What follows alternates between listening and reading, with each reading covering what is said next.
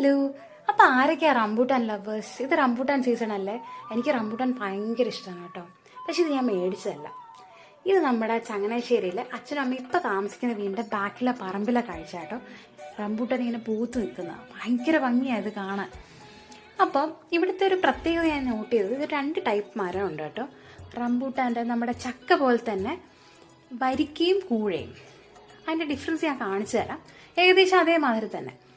ഇപ്പൊ കൂഴ എന്ന് പറയുമ്പോഴത്തേനും കുരുവിനോട് ചേർന്നിരിക്കും. ഇതേമാതിരി ഇളകി വരത്തില്ല. നമ്മളിങ്ങനെ ചപ്പി ചപ്പി കഴിക്കേണ്ടി വരും, ഇളകി വരത്തില്ല.